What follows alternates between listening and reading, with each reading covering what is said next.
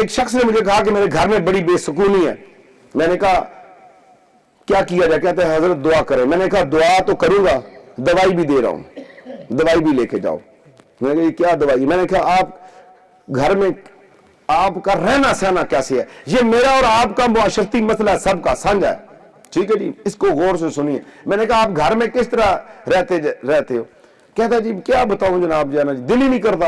گھر سے آتا ہوں, گھر داخل ہوتا ہوں تو ایسے پتہ چلتا ہے کہ میرا دماغ پھٹ رہا ہے, اور بیوی سامنے آتی ہے اسے بھی 2-4 گالیاں پکڑ دیتا ہوں, ٹھیک ہے, بچوں کو بھی چانٹے مارتا ہوں, اور اسی طرح روٹی لے کے آ جاتی ہے بیوی, کھا کے بس لیٹ گیا.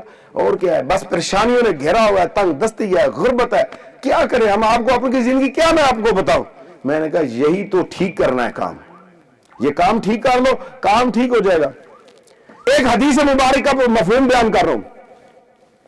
اللہ تبارک و تعالی حدیث قدسی کے اندر ایک ارشاد فرماتا ہے کہ جب کوئی گھر کا سربراہ, والد ہے, خامند ہے, بھائی ہے, اس گھر کا مرد جو ہے, سربراہ جو ہے, اپنے گھر کے کسی بھی جگہ پر دسترخوان بچھا کے کپڑے کا کسی چیز کا بھی اپنے بیوی بچوں کے ساتھ یا اپنے والدین کے ساتھ جب کھانا کھاتا ہے تو اس خطہ پر وہ واحد جگہ ہے جن کے عمل کو دیکھ کے اللہ خوش ہوتا ہے اور اللہ کی رحمتیں وہاں پہ برسنا شروع ہو جاتی ہیں. دیکھیں بہت سادی سی بات میں نے بیان, اس کی روشنی میں نے کہا بھائی آپ آج کے بعد ایسا کرو, یہ گالی گھپٹ نہ دیا کرو بیوی کو. بیوی کو گالی دینا کہاں کی جوان مردی ہے؟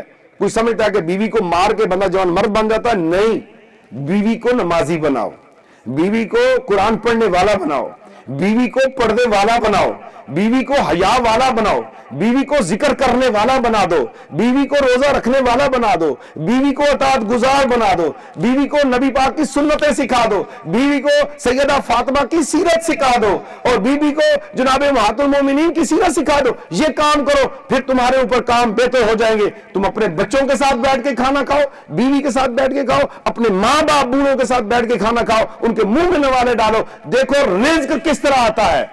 رزق کے بھاگنے کی وجہ یہی ہے, گھر میں ہر وقت کل لڑائی جھگڑا, گالی گلوچ, فساد, چانٹے مار کٹائی, ہلا گلا, اور پھر اللہ کی رحمتیں تو بھاگتی ہیں وہاں پر.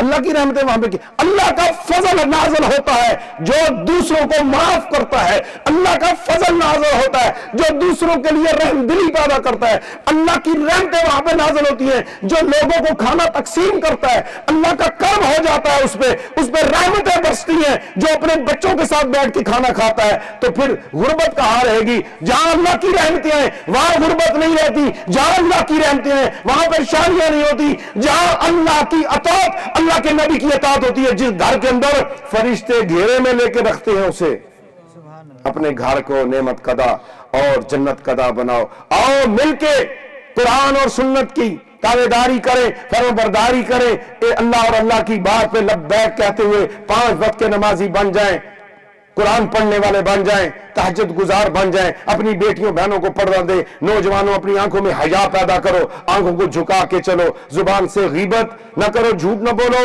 اور حسد تکبر اور زنا و بدکاری جیسی اور شراب نشہ آور اشیاء, سود اور رشوت اور دیگر ایسی چیزیں اور ایسے ظلم جو معاشرتی جرائم کے اندر آتے ہیں, اخلاقی جرائم میں آتے ہیں, ان سے اپنے آپ کو اپنے بچوں کو بچائیے. قرآن و سنت پہ عمل کیجئے. آئیے سب مل کر قرآن و سنت کی تعلیمات کو عام کریں, کوشش سے روحانی دینی دعوت کا کام کریں, خود نیکی کریں اور نیکی کو پھیلائیں, خود گناہوں سے بچیں اور لوگوں کو بچائیں. اللہ تبارک و تعالی مجھے اور آپ کو عمل کی توفیق عطا فرمائے, آمین, بجاہ نبی کریم صلی اللہ تعالی وسلم. مزید ویڈیوز دیکھنے کے لیے محمدی رونی قافلہ کے آفیشیل چینل کو سبسکرائب کریں اور بیل آئیکن کو پریس کریں.